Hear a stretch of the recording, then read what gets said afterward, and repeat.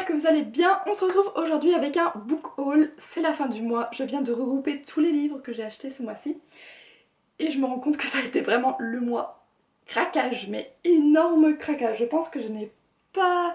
Je vous ai jamais présenté autant de livres que ça. Donc on va commencer tout de suite. Je vais peut-être pas m'épancher sur chacun des synopsis parce que sinon la vidéo va durer 3 heures, donc vous en saurez plus à chaque fois quand j'aurai lu les livres et que je vous les présenterai en update lecture.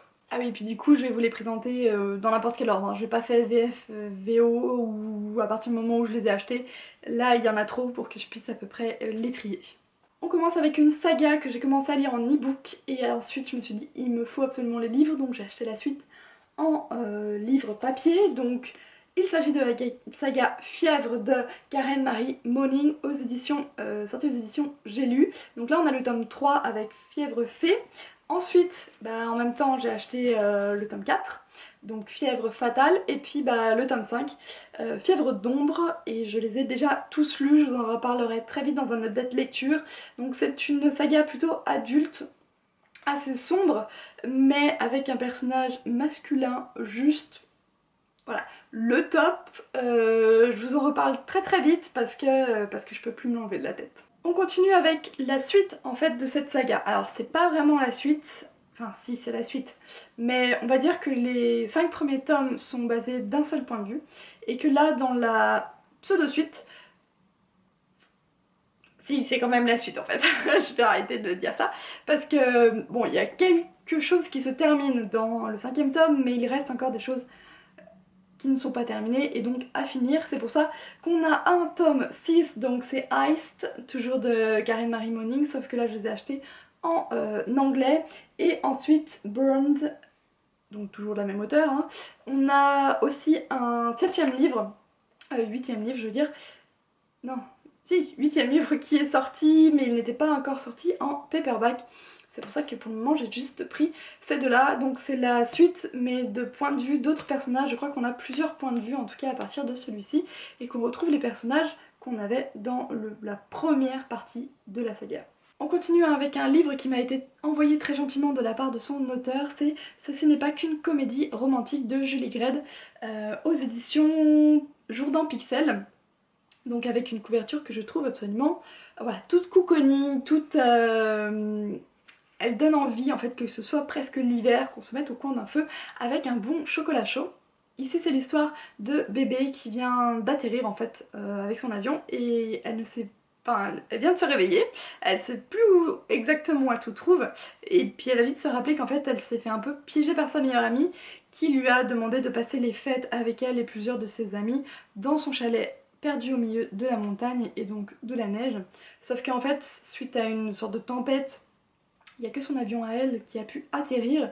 Du coup, elle se prépare à passer au moins une nuit, voire une journée, toute seule au chalet. Sauf que quand elle va passer la porte, elle va sentir une très bonne odeur et se rendre compte qu'il y a un beau blond super sexy qui est en train de lui cuisiner à manger. Donc voilà, une romance que j'ai déjà lue, que j'ai déjà beaucoup aimée. Vous pouvez déjà trouver la chronique sur le blog et je vous en reparlerai très très vite dans un prochain update lecture. On passe à un gros livre, cette fois-ci c'est Au péril de te perdre de Angélique Daniel, publié aux éditions Les Nouveaux Auteurs. Ce livre a eu le prix romance de Femme Actuelle 2016 et j'en ai entendu énormément de bien, surtout d'une booktubeuse, donc Aurore, que je suis et dont voilà, j'adore tous les updates lecture et en particulier ce qu'elle lit.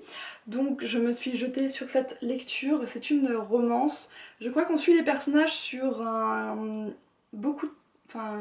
nombreuses années en fait, du moment où ils vont se rencontrer jusqu'à plus tard dans leur vie d'adulte. Que voilà, c'est une romance un peu complexe puisque ils vont s'attacher, se détacher, etc. J'en sais pas vraiment plus, mais en fait je peux en savoir plus. Et celui-là, je pense qu'il sera lu dans très peu de temps. On continue avec les livres français. Cette fois-ci, je vous en ai déjà parlé dans un update lecture. C'est Les Frères de la Croix, une famille pour Chloé, aux éditions Rainbow, de Léane Morton. Donc une romance très petite, c'est une romance à suspense où en fait c'est Chloé qui en fait ne sait pas vraiment qui est sa famille biologique et un jour elle va arriver en retard en fait assez court et elle va rencontrer un certain Eden Delacroix elle va un peu, voilà, ils vont un peu flasher et il va sûrement se passer des choses avec sa recherche de famille et voilà, et Eden, à voir. Donc celui-ci, bah, je vous en ai déjà parlé dans l'update lecture si vous voulez en savoir plus sur mon avis. On continue avec un autre roman que j'ai acheté à la Japan Expo, donc c'est Juste devant toi, toujours des éditions Rainbow, de Madi D. Alors j'aime beaucoup cette couverture, ça fait vraiment penser à l'été, c'est pour ça que j'ai craqué dessus. Et en plus l'histoire, enfin le synopsis a l'air super intéressant. Donc c'est Margot Bailey qui a 20 ans, qui a un petit ami, qui fait des études, etc. Donc tout va bien dans sa vie. Et un jour elle va rentrer dans son village natal et là elle va avoir une dispute avec son petit ami et Adam, qui est le garçon avec lequel elle a grandi et sûrement eu une amitié, vient un peu la sauver in extremis de cette engueulade qu'elle a eue.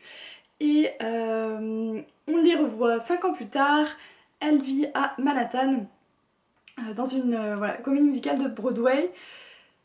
Je ne sais pas s'il a toujours des relations avec Adam. Adam de son côté, il a l'air de mener une vie assez tranquille d'après ce qu'il dit, sauf qu'il y a un petit grain de sable qui va aller voilà, le titiller et c'est Margot. Donc je pense qu'une amitié qui se transforme en amour, etc. avec ce qui semble être un peu, voilà, ça fait quand même bien penser à l'été, celui-ci il va être dévoré cet été. On continue avec The Hair y Breathes de Brittany St. Cherry. Donc celui-ci il est en VO mais il est sorti ce mois-ci aux éditions Hugo Roman avec la couverture qui est à peu près similaire, qui est je trouve très belle et voilà, ça va être une histoire un peu d'amour, une romance dramatique puisqu'il est dit derrière, donc on est du point de vue dans le synopsis de la jeune femme qui dit que voilà, Tristan, on lui a dit de ne pas s'approcher de Tristan, que c'est un monstre, qu'il est méchant avec tout le monde et il vit vraiment reclus, sauf qu'elle ne va pas pouvoir vraiment se tenir à l'écart. Ça a été un livre apprécié par pas mal de monde. Malheureusement pour moi, ne me tapez pas, mais je l'ai commencé et j'ai pas pu aller plus loin que ça. Je vous en dirai plus dans un prochain update lecture, mais je vais peut-être être l'exception à la règle parce que malheureusement je pense que je vais l'abandonner ici. Un autre gros pavé acheté à la Japan toujours, c'est Les épées de glace de Olivier Gay, sorti aux éditions Brajlon. Donc c'est un intégral parce que les livres sont déjà sortis, je ne me souviens plus exactement, je crois que c'est Le Boucher, le premier tome. C'est du fantasy, on m'a dit énormément de bien à propos d'Olivier Gay, de son écriture et de cette saga là. Donc je pense que celui-ci je vais peut-être me le garder pour octobre ou novembre par là parce que je sais pas, il me donne plus envie dans ces eaux là. Mais pareil, je veux pas en savoir plus exactement, mais je pense que je vais le dévorer aussi.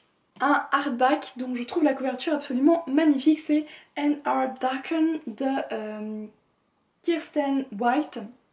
Donc voilà, je trouve cette couverture absolument magnifique. La couverture de paperback était aussi jolie, mais là avec voilà, cette épée qui transperce cette fleur, je trouve que ça va absolument bien avec la première phrase du synopsis qui dit « On ne s'attend pas à ce qu'une princesse soit si brutale », puisque ça va être l'histoire d'un frère et d'une sœur qui vont être donnés à leur père, par leur père en fait à une cour ottoman. Ils vont devoir apprendre à vivre là-bas et apprendre le fait que voilà, vivre à la cour, sûrement du roi ottoman, hein, d'après ce que j'ai compris, c'est très difficile, il y a secret, cruauté, il ne faut pas, enfin voilà, il faut vraiment bâtir un mur autour de son cœur. Et bah, ce frère et cette sœur sont vraiment unis pour arriver à survivre là-bas. Sauf qu'un jour, on va avoir le fils du roi qui va un peu se mettre entre les deux et qui va sûrement les changer et en faire des pires ennemis. Voilà, je pense qu'on va avoir peut-être un petit peu une anti-héroïne et franchement, pourquoi pas. J'ai vraiment hâte de plonger là-dedans, on va être plutôt, je pense, dans la fantasy, fantastique fantasy. Juste pour vous montrer le hardback, donc tout noir, avec cette fleur qui est rappelée dans la couverture. Et puis bah hop, And I Darken qu'on retrouve ici. Donc voilà, toujours les hardbacks toujours aussi magnifiques. Ensuite, j'ai reçu il y a peu de temps Until Harry de L.A. Casey, donc je vous en avais parlé dans les sorties de ce mois-ci. Une romance qui me tentait bien puisqu'on va suivre une histoire d'amitié qui se transforme en amour non voulu des deux côtés, puisque la jeune fille qui s'appelle Lane a fui son village natal il y a 6 ans parce qu'elle avait grandi avec son meilleur ami. Il était tout pour elle, sauf que quand elle va voir qu'il commence à faire sa vie avec une autre femme, elle va avoir du mal à le supporter parce que elle a eu un crush sur lui depuis très longtemps, crush dont il ne s'est peut-être pas rendu compte. Et du coup elle a besoin de vraiment fuir parce qu'elle n'arrive pas à les voir heureux ensemble. Sauf qu'il va avoir un événement qui va la ramener chez elle 6 ans plus tard et du coup elle va devoir revoir ce garçon. Je l'ai déjà commencé et pour le moment j'aime beaucoup, c'est voilà, très facile à lire et je trouve que c'est une romance parfaite pour cet été. On passe à un tome que j'attendais depuis longtemps, c'est Broken Prince de Erin Watt. Donc Erin Watt, je crois que c'est plusieurs auteurs en fait qui se sont mis sous cet alias. C'est le deuxième tome de Paper Princess que j'avais lu en avril, que j'avais juste adoré et dont la fin était juste je veux savoir la suite. Le livre n'est pas encore sorti, je crois, ou si, il est sorti il y a à peine quelques jours et j'avais précommandé sur Book Depository, il est sorti en avance et j'ai pu l'avoir avant de partir en vacances, donc je suis juste trop contente. J'ai envie de lire cette saga, enfin de lire ce tome là et de me replonger dans l'histoire de cette jeune fille. C'est l'histoire d'une jeune fille que la vie n'a pas gâtée puisqu'elle a vécu dans la pauvreté jusqu'à ce que sa mère décède brutalement et qu'elle doive se débrouiller toute seule. Et en fait elle va être recueillie par je me souviens plus le nom du père mais son nom de famille c'est Royal. Et elle va être amenée dans cette maison absolument splendide, dans ce luxe, et en quelque sorte adoptée par ce père qui a déjà 6 garçons qui vont vouer une haine en fait envers cette jeune fille et elle ne comprend pas, absolument pas pourquoi. Et juste le premier tome c'était dévoré comme un petit pain, voilà, une romance comme je les aime et j'ai très hâte de lire ce deuxième tome. Et on termine avec 2 livres qui m'ont été très gentiment envoyés par la maison d'édition Syros. Donc c'est les 2 premiers tomes de la saga de Natalie Stranger.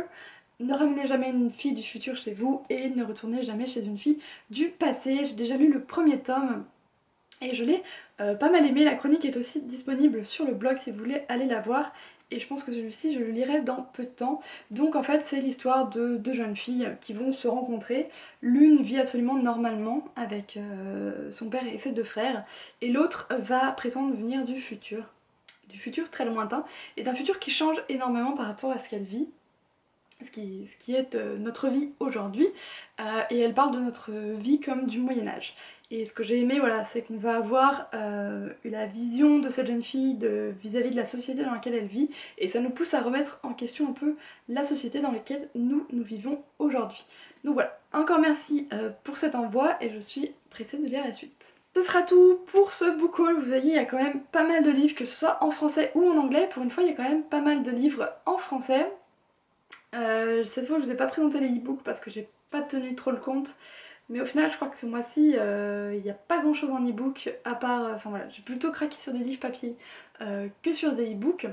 Ce que je voulais vous dire aussi c'est que là je vais partir pour 3 semaines de vacances, donc je vais pré-filmer quelques vidéos qui vont être diffusées voilà, pendant les semaines où je ne serai pas là.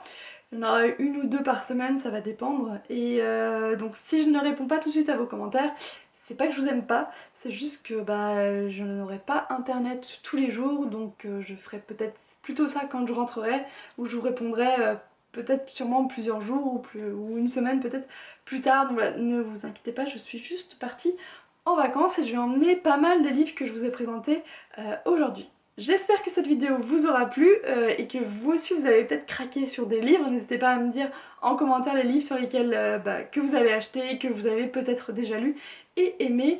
Je vous souhaite de très bonnes lectures, une très bonne semaine et à très bientôt.